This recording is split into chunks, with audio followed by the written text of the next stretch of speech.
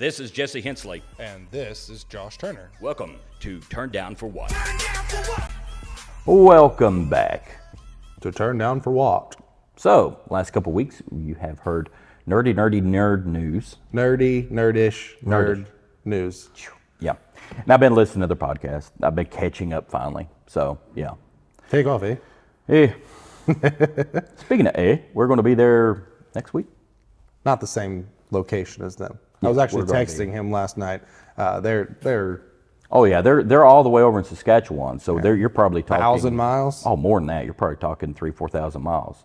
You need to get your The United geography States width is not that far, is it? I think it's like. This geography lesson brought to you by Josh Turner. So, anyway. How far is it from here to LA? Just as a tangent to start us off with. Oh, okay. I'm going to guess because I've never done it. I'd say about 4,500 miles. I was thinking 2,500 miles. Might be closer. I know Tennessee's like 500. So I want to download the map here. Hold on. So thank you for coming to this. We are going to be Googling it is. on our phone. So. It's thinking about it. Hold on. It is 2,288 miles. Yeah. So from Toronto to Saskatchewan, it can't be that far. Okay. So you are correct. Well, then geography lesson, Okay. So yes. Get out of here. I was doing full trip there and back. Yeah. So I always do round trip. If we measure from the there and back, then you could definitely. The measurement is always something I go with. I usually measure from the back of my neck. Yeah. So anyway, on that note, hello everybody. So today, we're gonna get right into it. Let's talk about Chevrolet. So everybody's been wanting to see the competition once again between Chevy and Ford. That's something that everybody has had over the years. The F-150 versus the Silverado. Silverado. And, there's been a lot of wins and losses over the years, but it's been a great battle. And I think that having Ford and Chevy have that battle has made the truck a much better vehicle for all sides. And we talked a little bit about, Toyota's hybrid and how many miles per gallon that Motor Trend magazine got for their big hybrid, which was like 16, 17 miles a gallon. Kind of disappointing, but then you go on the other spectrum. As everybody knows, we have Lightnings. So we've been watching the Chevy Silverado EV, or I guess it's a Silverado, and when it will be out. And unfortunately, we had news over the week that their Orion assembly plant will not be producing that truck until 2025. So what causes this delay, Jesse? Well, they say better management of capital investments, but obviously, I think the pressure of the strike is probably affecting some of that. So, and honestly, if I'm a company, that's going to be something I look at really heavy to want to get that strike over with, one way or the other, so you can move on and start making trucks again. So, unfortunately, it doesn't look like we'll have the EV Silverado this year. It was originally planned for late next year, but they're bumping it back a whole year. I think it said production in 2023, or was it 2024? Yeah, it was next year. I think it was supposed to be pretty much a year from now, but now it's going to be 2 years from now. And that's going to be hard because, our trucks are out. They're here. I would say that Ford would even have a chance to have their newest truck out by then. Yeah. Out by then. So now you have technology that is apples to apples. Because the question is, compare, with the delay in the manufacturing, will we see any improvements to the Silverado product? They said it would be. They said they're improving some of the designs and everything. The key point here is, what direction do you go? I was reading a great article that was going over bigger isn't always better. And it was talking about how you have I disagree. Well,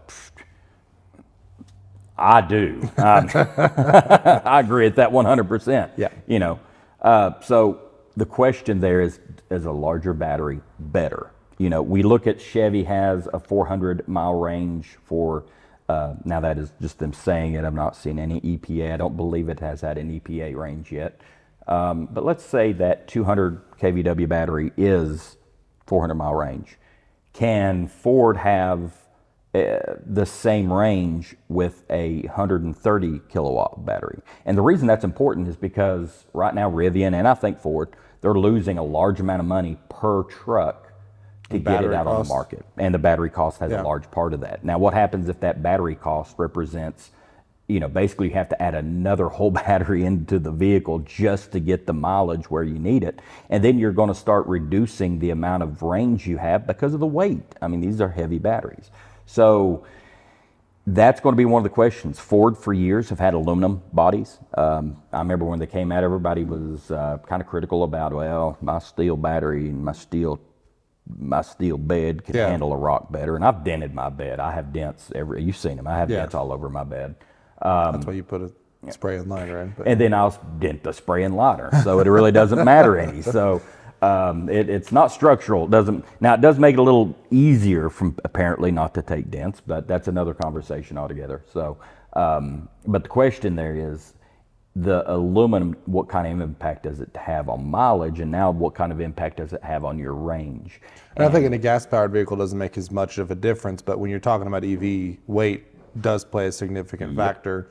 And going back to what you're just saying about the battery weight, you're seeing these vehicles that are comparable weight to the F-150 and some of these other like heavier vehicles. But the F-150 Lightning goes 320 on a 130 battery. But you have to go to a 200 battery and you're only getting an extra 7, like you're almost doubling the battery size, and you're only getting an extra like 20% range, 10% range. And that battery is the biggest cost of that vehicle. So you are basically building a vehicle that you're losing a lot more money on. And, as you could tell from our economy, you can't just keep spending and hope that eventually you'll make money. When General Motors filed for bankruptcy, I guess it was in 08 or back when that was happening. I can remember reading that they were like $8 billion a year they lost for multiple years leading up. And I think it's like 81 or $82 billion that they were in debt when they filed for bankruptcy. So if the EVs is the next battle, you can't lose 40% of the value of the truck or vehicle, every single vehicle sold, and think that you're going to come out ahead. Eventually the incentives are going to stop. Eventually the money difference you're getting from the federal government is going to stop, and then you have to be on your own merit. I think we can go for larger battery storage, but they have to come up with lighter solutions, because the 200 kilowatt battery is going to cost a ton, not only for the initial production, but for replacement. Because that's going to be a viable thing. Wrecks and when batteries fault out, it's just so much more battery mass. We take the batteries and use them for mass storage, which we're going to try to do. So. But I mean, the battery in and of itself, we had this conversation 10 times already, but we have to have lighter batteries if they're going to go large, because the range is important, as we've discussed many times, but it's something that we can't compromise. It's not worth charging double for a vehicle because the battery cost is so much higher. Like we've said, I got the quote for the F-150 Lightning battery, and I think it was like $27,000, $26,000. Why'd you get a quote? When I hit a deer. Oh. It didn't affect my battery, but they had the price list. I was at the very beginning. That's right. It was at the very beginning of I remember the Lightnings being released, and so they got the price list from Ford about all the parts. And the extended range battery pack was on there. And I could buy a battery for $26,000, we'd buy 25 of them right now just so we could put them in our facility. So that's not a horrible price. It's not a horrible price compared to what you see for large scale battery use. But when you're talking about, for instance, they were selling the base, the Lightning Pro extended range to fleets for $50,000 when they first released. But if it's a $28,000 battery, you're looking at over 50% of the cost of the vehicle before any profits are made, just being in the battery pack. Now, what's their cost is a different question, but that's something that if you're looking at, okay, if proportionally it was that cost per kilowatt of storage, if you're going up to 200 kilowatts of storage, it's going to be a $40,000 battery. Before anything else. And so there's no way to have an affordable vehicle with a large battery pack. Unless you have less time and parts and things like that. That gets into our highlight of the day, or our vehicle spotlight we'll talk about in a little bit. Don't let me forget to mention the componentry, so especially what the CyberTruck has made and some of the photos that's come out of it. And going back to still the negative part of our conversation so far, let's talk about Ford once again. So unfortunately, Ford is cutting one of their production lines. I hate that they're cutting a shift. It could be because of UAW says it's because of poor sales. Either way, it's less F-150 Lightnings, it's less EVs on the road. I think that they had a big, ambitious goal for a lot of production, and I think their numbers have to make sense. And when things start to get rocky, whether that's on a business perspective with everything that's going down on the business level with Ford, but also I think that sale production numbers are good, but maybe not as good as they had hoped. I mean, they had the goal of making like 200,000 a year Lightnings, and I think that their demand is climbing, but they just dropped the price. And I read an article that was saying that with the price correction it was over 10% pretty much across the board. With that price correction, they saw a surge in demand because a lot of the vehicles like the Lariat extended range, XLT extended range, XLT standard range, and the Pro all then qualified back for the tax credit. Yep. Where when they raised the prices, they raised 10,000, and then they cut the 10,000 back, and now they've dropped it another 7,500. But the XLT extended range was still over 80,000, so even the extended range wasn't qualifying. Wow. I believe. Yeah. I know that the Lariat extended range went to like 89,000 or 88,000. Yeah, at one time it was up there because I was like, I should sell mine about now. Yeah. And then the price is cut to below what we paid for it, but that's okay. Yeah. So, and that kind of gets into it. So say you wanted a Lariat, you could get that thing now for $15,000. If you add your tax credit in, you're looking at about $15,000 less than what the retail is. So if it's an $80,000 truck, now it's a $65,000 truck. Now you are saving. How much are we saving in gas per year? Probably about $3,500 is what my math came out to last year. For you, I mean, for me, with how much I've been driving, of course, you drive a ton. Yeah, I have more miles than you do. 25,000 miles in 1 year. I mean, you could run the math. I was at 28 on mine when I finally got to the 1 year mark. To the 1 year mark. So. But let's just say an easy 25,000 miles. Well, if you got 20 miles to the gallon, which you don't get even in that. Let's do it on the hybrid Toyota. No, 16,000, 16 miles. My F-150 STX that I had before, I would never get 20. Was 21. I would never get 20. But let's just say that was the EcoBoost 3.5. Okay, that was the weak engine. That's 1,250 gallons of fuel at the 350 range, where it's been, roughly. That's $4,375 in fuel annually. And if you did the same 25,000 miles. And now we're having the math part of our conversation. I know. But then you did that and you did, let's say 2 miles a kilowatt. I'm averaging 2.3. Yeah, there's $350 a month. And that's 10,000 kilowatts times 0.11. You're spending $1,195 in electric. So that's about $2,600 annually. Roughly, if my math is correct. Yeah, so that's that's for 25,000 miles. You take that for 5 years. The average person doesn't drive 25,000 miles, but I mean, for the amount that we drive it, I mean, that's a pretty good amount of money. That's another $10,000-$12,000. You can probably say, okay, over the lifespan of this vehicle, I'm going to have another $10,000 saved. Yeah, so but I mean, if you're driving that, and let's say I was talking to you about this week, I think that we're going to see trucks like ours go much farther than 200,000 miles with minimum maintenance. A lot of times you get to gas-powered vehicles at 200,000 engine, transmission. You're looking at so much work. The car basically gets totaled. Yep. Or if you have a 5.4 Ford like I had, you're going to be kicking spark plugs out the hood, because I had that problem happen. So when I changed my plugs out myself. I think with the EV, you might be starting to deal with body wear on the vehicle. No. But I think that we're going to see battery and motor life go farther than the engine transmission. And you will, because when you start looking at things like air conditioning units on a roof with a large scale battery or a large scale motor, that motor can go years without being touched. And these motors are as technologically advanced, if not more so. So the lack of moving parts and things like that makes it to where you have that ability to go longer. I think the weakness is going to be the battery pack, and that's where the insurance side, I think we talked about this a while back too. I think that's where, I have up to 75,000 mile warranty on my truck. I probably will get, if I keep it past that time, I will probably get another warranty, because, $2-3 grand for another 75,000 miles, I'd easily pay, because that's a lot cheaper than a $25,000 battery pack. Yeah. And But I think that unless you're looking at battery cell failure, I think if the battery stays healthy, that you'll see degradation when you get to the 200,000 mark, because that's what we're talking about. But I think that you might see, let's say 15% reduction in the quality of the battery.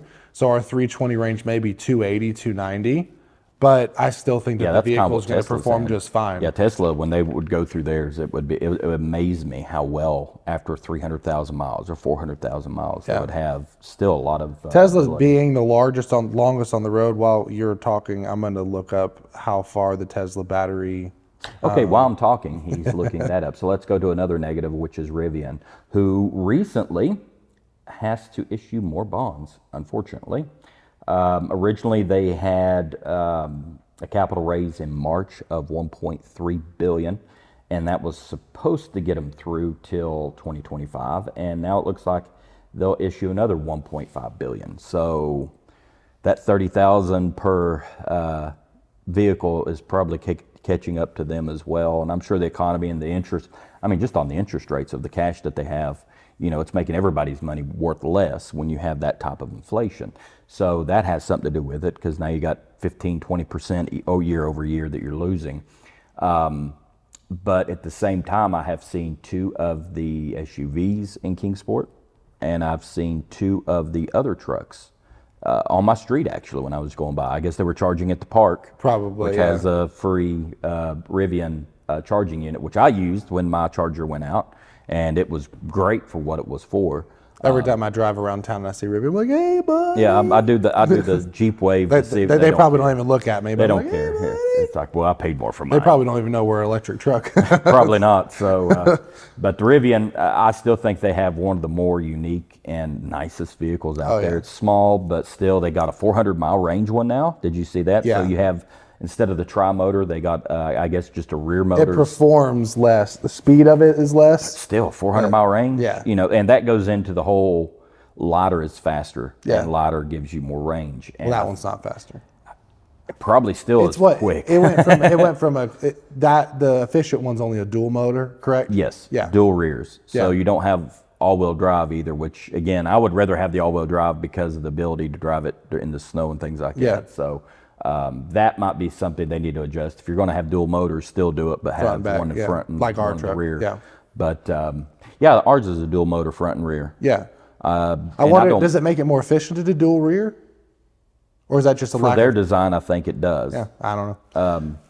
To go back real quickly to answer the Tesla question, Elon explained that Tesla car batteries should last for 300,000 to 500,000 miles. Oh, God. Which that's between 22 to 37 years of the average car driver, who, according to the Department of Transportation, drives 13,476 miles per year. I mean, So imagine taking your vehicle 500,000 miles. I mean, Unless you have the good old 96 Toyota Corolla, those things aren't going no over 300,000 we had miles. multiple dump trucks that we took over that range, but that's a dump truck. Yeah. So with a 283 Cummins, and I think it was a 9000 Ford. Yeah, but you're not going to do that in most vehicles. I've had a lot of F-150s. When I got rid of them, I didn't think they would last another 50 to 100,000 miles. We've had multiple transmissions, multiple spark plug issues, but you have that on every vehicle. Even the 350 Chevy, which is a bulletproof motor, one of the best engines ever built, you still have problems with them nowadays because of the electronic control and the emissions issues that you get into. And I think So if you're looking at, let's just say by some chance you got 500,000 miles out of your battery, the amount of savings that you'll have from oil changes, transmission changes, engine changes at the 500,000 mark, you can replace the battery in the motors and take that sucker another 500,000 miles. Well, even at 300,000 miles, based on our 250,000 miles, to make the math easy, we saved $2,600 in fuel on 25,000 miles. So at 250,000 miles, there's $26,000. That's the just cost in of the that battery. number. Yeah. Yeah. So that's not including oil changes every 5,000 miles, the spark plugs, the belts, Yeah, your 15,000 mile, your But 30,000 if you're talking about getting to mile. 500,000 miles, you're going to be replacing the engine and the transmission both, which is what, Unless you're in a 12,000? Toyota. Yeah, but even at 250, it's still Getting questionable. close, Yeah. but You're never going to get to 500,000 out of a. and I don't think today's consumer would get to 500,000. That is that You're can not getting to that can 500,000. afford a new vehicle. You know, Yeah. and you don't want that for an economy either, because you're not buying vehicles. Yeah. So I just hope they don't do like the light bulb companies and turn around and make it to where it has a lifespan. You know, you can make light bulbs last forever if you wanted to, but they don't want to. Even the LEDs, I had to replace some of the LEDs in my house the other day. I'm like, well, these are like 8 years old, 10 years old. Thought they were 20-year light bulbs. That's what we were told, you know, but for some reason. You forget about it by then. Oh, I had like 3 or 4 go out right within the same year. And I'm like, They put a timer on it. you know. So anyway, so that is that. So Rivian, hope they can stick around. I think they have a great vehicle. I think it's a great car to have in the market, or SUV to have in the market. I saw one, by the way. I think it was just on social media, but they had taken the front of their white light bar and they had put like a sticker or like a covering over it, but it had the lettering of Rivian that shone through. It was sharp. Looks good. So like the lighting was still there and your unique lighting was there, but that I like center that it turns bar green when you're charging. that is I don't know super why. cool. Yeah. I'm like, God, I would love to I have pull my up next to Ford them do at a that. supercharger. I'm like, that's cool. Yeah, that's kind of That's cool. But yeah, that Rivian lettering on the front.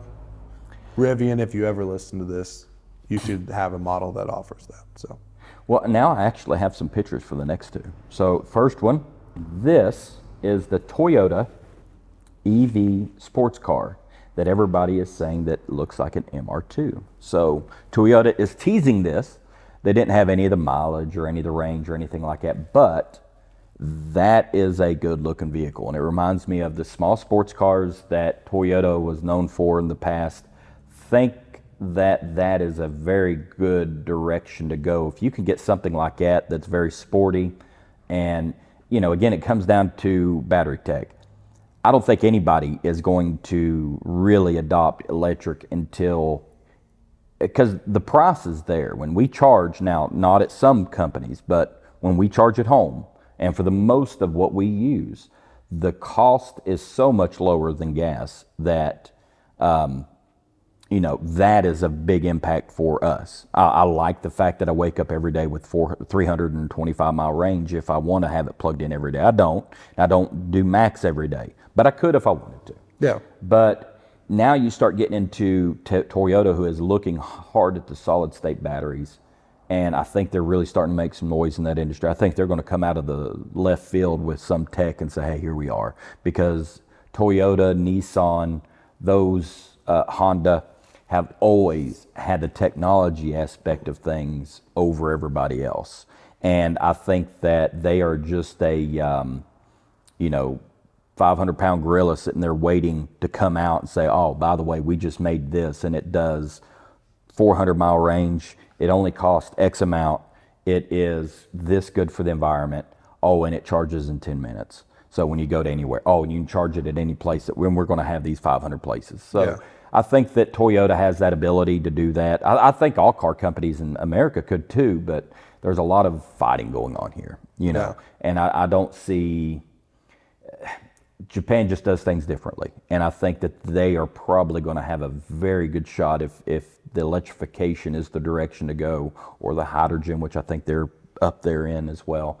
I think when that happens, they're going to just come out and say, hey, here's like 5 cars that you just can't beat. And this one is, from a look standpoint, really makes me happy that they're doing that, because It kind of looks like an EV Supra almost. I've always been disappointed in the NSX. You know, they came out, they put it with Acura. I'd rather it had it have been Honda, just because that was the NSX. I have a friend of mine lives up the road, has an original NSX, beautiful car, a white one. Man, that was the car. And the hybrid system and everything, it worked, but it just wasn't a car that I thought captured the original essence of, and the Supra. I don't feel like the Supra captured, because it's basically a BMW M series that's wrapped in this body. Yeah. So, and it's smaller than what I remember. So, you know, to have a car like this, and the MR2 was such a great little sports car, if they can get a price low and get everything in, that is the direction I think. My guess is they're going to drop an EV sports car, and it's going to be just the 150. I'll think of the Mazda Miata. Yeah. I mean, the Miata was just for years and years that happy little car that everybody kind of wanted, that small car, and they sold hundreds and hundreds of thousands. What happens if you can revamp that into a modern day vehicle that gets 350? I just feel like their sports car line is probably going to cost a little bit more, but you probably will, but we don't have anybody over here really making it now. No. So, but that's the sad part about it. Even our trucks have better performance than most sports cars. So, what is that next going to be? And then Nissan jumped in on it. So if you look at this car right here, that is the Hyperpunk electric crossover. And they have made this for influencers. Ooh. Yeah. It's an origami-inspired interior. Mm-hmm. Hey. So, don't know where it's going to be made at. Obviously, Tennessee in, is it Selmer? Where is The Coffee Nissan County? plant? Yeah, it's right there in Coffee County. Winchester. Yeah. So they're on 64. We have where all the Nissan Leafs were built. So hopefully, if they do it, maybe they could do it at a plant like that that's already 100% EVs. So that'd be something. It looks unique. I like cars like that. It's a futuristic look. But oh man, one of my favorite cars growing up, and this is a tangent. So get off of that. Go to the Isuzu Via-Cross. The Isuzu Via-Cross with a supercharged 6-cylinder was the ugliest and best car ever made.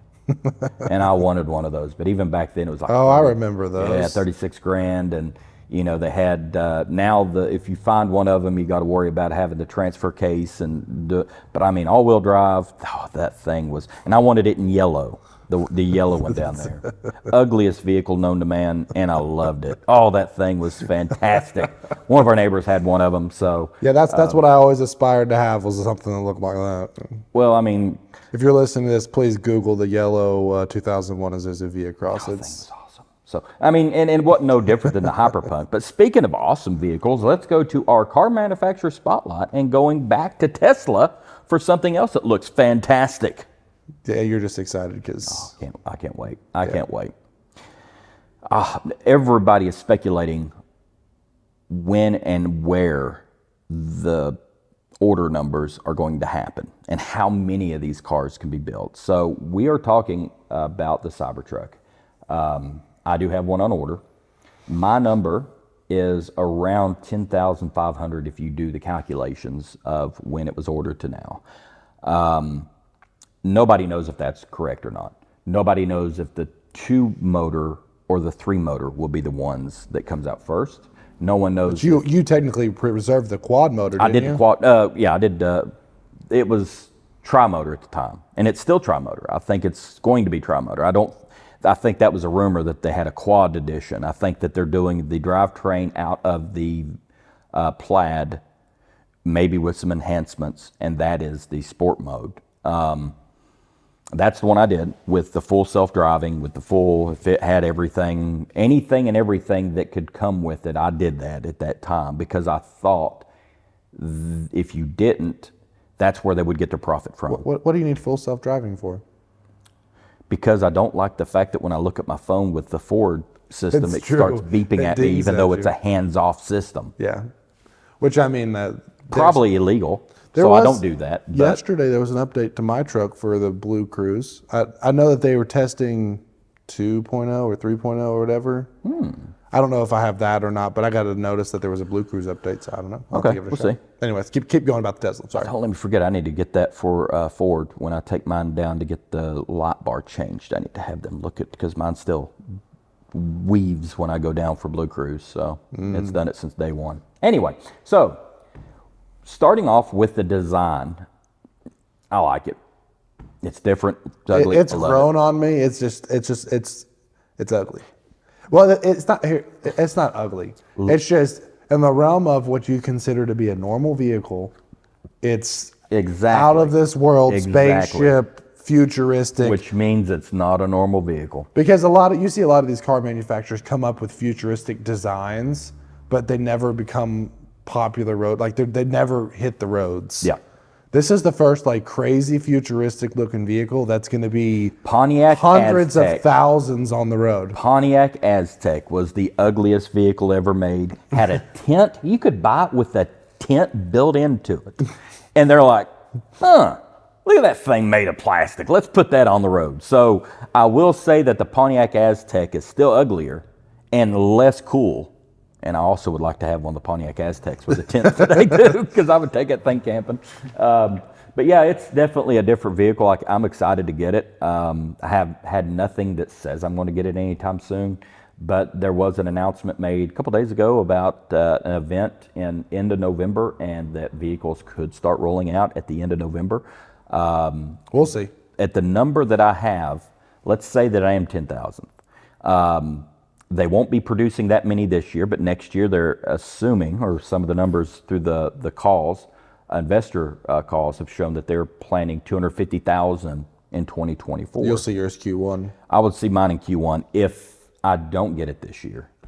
This year, how many could they make? And then how many of that 10,500, if that is the true number, are they doing just the tri-motors at first because they get more money out of them? Are they doing just people that have tri-motors and self-driving because they will make more money off of those first?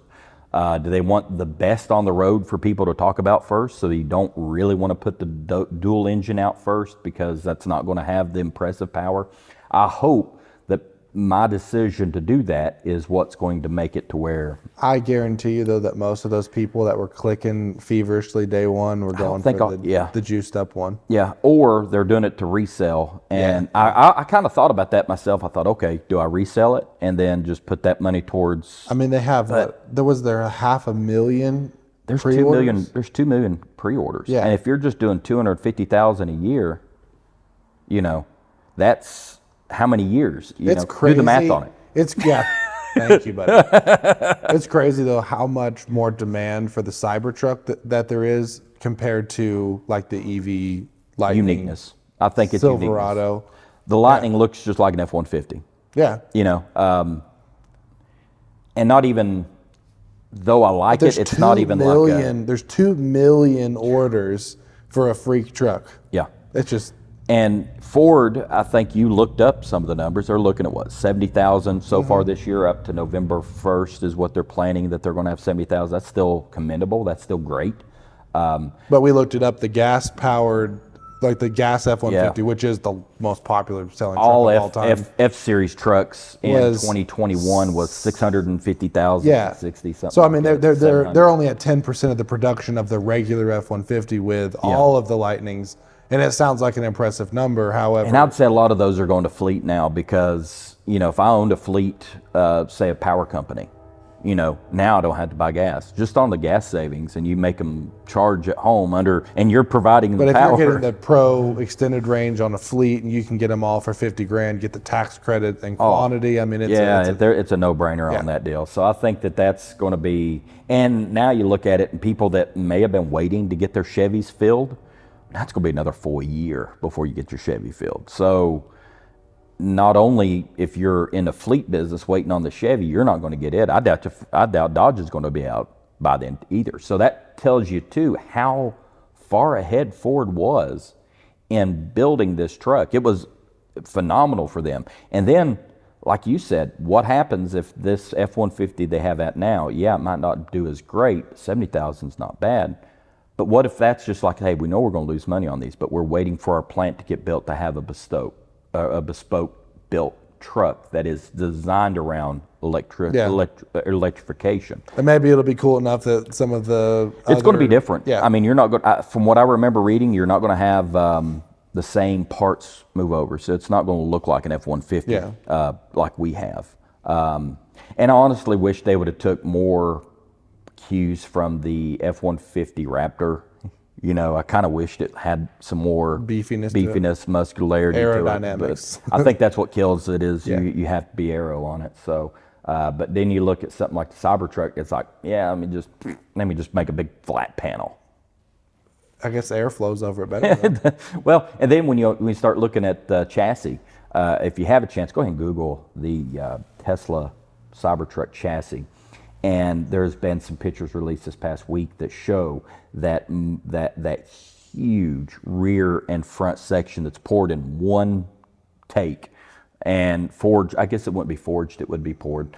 So you have the front and rear bulkheads and then the center sections that tie it together. I don't know if it's how they tie the two together. I don't know if those center parts are also poured, but it's a massive structure that's done all at once. And when you can do that, all of those panels in my truck have been welded together. You've had to go through an assembly. You have time to put into it. You have design. Manufacturing becomes... Now you have this huge truck that was put together and 3 processes. You have all the rear, center, and front. That is what I think Ford was talking about when they talked about reducing 30% or whatever the percentage it was. That's just one part that they want to reduce 50, for the construction of the trucks. Now the question then becomes, and I've heard this argument though, is you get an fender bender. Insurance is going to be higher.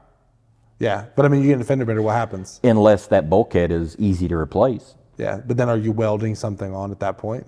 Or do you have to replace the entire body? Well, the body of this truck is panels. They showed how it went together. So when you look at the chassis, you have your bulkhead, your center section, and rear. That doesn't include your aluminum panels on the outside. They've shown how those are actually, I don't think they're welded. I think they're fastened to the chassis. So if you dent, rear back and put a big dent in that aluminum or that stainless steel, you're not going to fix that stainless steel. But what if you can just replace that panel and you don't have to chip off the welds and you don't have to break the beads all the way across to replace the entire fender? What happens if you can replace that fender yourself? I mean, if it's stainless steel, then I mean it's a little bit easier to maneuver. Probably. As far as like tough, you can beat it up a little bit more too. And it's going to show smudges. I mean, it's like a refrigerator. You constantly try to. Well, they have the upgrade of the smudge-free version of the CyberTruck. I'd say you can get a wrap that would do that. Now they also talked about how. Now I don't know if this is true or not. It was something I didn't put a lot of effort in reading, other than the headlines and about 2 or 3 parts of the article. But Tesla could be offering wraps for your vehicle from Tesla. Like PPF? Like 8 to 10 grand though. So I'm like, no. But I mean, regular PPF wrap is what, 5 to 6? I have no clue. I've never PPF wraps are, I know ceramic coating is about 1,000-ish for a good coating, but I think PPF is like 4 to 6 on average. Yeah. Ouch. Yeah. I'm just gonna let mine get smudged up, not care. I think I've washed my truck 4 times. So get the stainless steel cleaner out and get a Brillo pad and we're ready to go. So, but a lot of, again, it's a very cool truck. Can't wait for it to come out. They said November 30th is a launch date. I would love to try to get there in Texas. I don't think there'll be time to make it. Because with the Lightning, they did production started, and then they had to get certifications on the truck. And they have done the crash test. They've shown the crash test, that, so they've got that out of the way. So like the production started in March of last year, which would be 22. Started in March of 22. They had trucks produced that were sitting in a parking lot because they were waiting on their final. I forgot what it was, already the sent certification. The EPA, they've already sent them. But there was a final check that had to happen, and then they had their launch event. And when that launch event happened, it was like a week after that launch event that they got the final certification. They started shipping trucks. And so it wasn't until really like, they started producing in March, but it wasn't really until like late May, early June that they started actually shipping trucks. And so the early shipments actually were on a delay because of that final certification. I don't know if Tesla already has that or not, but I'm curious to see their time frame for delivery after their big announcement event. Yeah, I am looking to see if anything has changed on my CyberTruck right now. Manage. I know, dead air. Well, here's your turn to talk about it, since so you're going to obviously not have one of these. So I'll drive yours around, and then I'll wait for the T3. And nope, still says your CyberTruck is reserved. You get a notification to complete your CyberTruck configuration as production nears. I wanted to know if it's going to be like the F-150 where certain trim models won't be available, and so if you want it now, you'll only be able to do what they're willing to produce. I hope, because why would you not do the biggest and best at first? Because Ford sold out of all their Pros, and even XLT shut down for a while, and so you could only order Lariat and When Platinum. I went in and I did not order my truck. I ordered it, pre-ordered it the day of, within 5 minutes, just like you did. I didn't order my truck until like 3 or 4 days after I got the notification saying I could order, because I wanted to go down to the Ford dealership because I thought I had to go there. Yeah. I didn't have to. And in that time period, I lost the ability to even order an XLT. Yeah. So I had to have the Lariat. And then the other thing I didn't realize is Ford in the past, there was a bigger gap between XLT and Lariat. There was like a $15,000 gap. And there was only like a $6,000 gap when I got there. And I was like, well, you get this and this and this. I was toiling over what to get. And I was torn between, I wanted the upgraded sound system, which honestly, in my opinion, isn't the best. But anyways, I wanted the upgraded sound system beyond. I wanted the sun and moon roof, which only came in the Lariat extended range. And premium or platinum. Yeah, and in the platinum, obviously. But, I was like, I was really torn. But then XLT extended range, I think when we were ordering was like 76. Yeah, it wasn't worth the difference. And my truck was 79. Yeah. And I was like 3,000 for speakers. And they did it on like, purpose. Yeah. They knew what they were doing. But I mean, the upgrade difference between XLT and the other one really wasn't that much different. And I think that was intentional to prevent people from getting the XLT, because they probably made more profit on the Lariat. Yeah. And that's why they wanted. So it was either XLT standard range, which if you jump down, that was $20,000 cheaper. But then you got 240 mile range or something like that. But it was either that or Lariat. I don't think I extended could range. make it from here to our stop going to Nashville if I had a regular. I couldn't. No, I wouldn't. Because You even would've at done about 240, I wouldn't have 200. I'd have made around 200, and I don't think You it's. could make it to Knoxville, and then there you have to charge once I'd have there, to charge in Knoxville. there, I'd charge have to- once I'd back. have 3 to charge. charges, yeah. No. Range. Range. But your Tesla, what's the range on your Cybertruck? It's 400? They have not said. Speculation. Originally, he said 500. But I think you're looking at probably 400. I think if I'm north of 400, I'll be tickled. Yeah. So if I'm 425 or so, that's going to be a plenty, especially with the tri-motor. Now, and again, I don't know, because there's no release on how many batteries is in it. There's been some people speculate that know what they're talking about. It can hold more batteries. They don't have a weight on it yet. There's a lot of numbers that go into that, but it's amazing how much speculation there is on a vehicle that's about to be produced. yeah, I mean, they've done with the Lightning, you knew all the stats a year before you actually ordered your vehicle. And the question is if it's going to be only a 300-mile range, do I want that? If it has less range than the truck I have now, am I going to keep? I can't imagine that he would have started with 500 and then scaled back to 3. I think at a minimum, you're looking at upper 3s, lower 4s. And I think the fact that competition such as Chevy is going to be at 400, they're going to probably be over 400. So who knows? It probably won't be cheap either. I'm sure it's going to be the most expensive Tesla they've had. Yeah, I mean, for the all bells and whistles, you're going to I'd say 115 is what I'm guessing. Yeah, you're going to be north of 100 for sure. So, yep. So don't tell her that.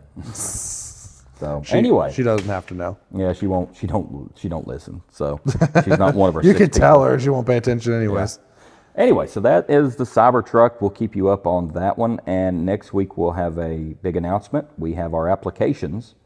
Well, it won't be next week. It'll be the week after next. Next week is 1 week till, and then you have the following week, and we will have our applications to the state of Tennessee for EV charging stations across the state. So we'll get into that. Episode will be just about what we're doing, what we've provided, and what we think the future of EV charging will be in our state and hopefully in other states as well. So per Tesla's website has a little addendum here. They're still saying on their website that 0 to 60 in as little as 2.9 and up to 500 miles of range. in the Cybertruck? Yeah, they're still saying that on their website. Well, it has the same. Up to. Now, what that means, I don't know, but they're still saying that as of right now. Oh, that would be fantastic. Yeah. I mean, if I had both of those, then you're done. Yeah. Because, you know, yeah. So yeah, I mean that's something obviously to wait and see the final specs on, but their website is still saying 2.9 0 to 60 in 500-mile range, which Well, would just and for be all you insane. Tesla fans out there, our sites in Tennessee will also have CCS and NACS. So we are actually designing our sites to be able to accommodate Teslas as well as everybody else. Yeah. And without an adapter, you Straight plug in. straight plug in. Yeah. So anyway, we'll get into those details next couple weeks, in 2 weeks, and we will see you next week here for more shenanigans, and might get into aircraft. We'll see. There may be a 1 week lapse next week with how busy next week is. Yeah, next week we might we not may be or may here. not be on the air next week. We'll see. Yeah, that We'll try. That one's Coming gonna- live from Toronto. It's like, I don't know. It's like, we'll see. I don't know. We'll do our very best to be on Yep, next week. we'll see what happens. So thank you once again. Appreciate it. You have a good day. All right. Bye.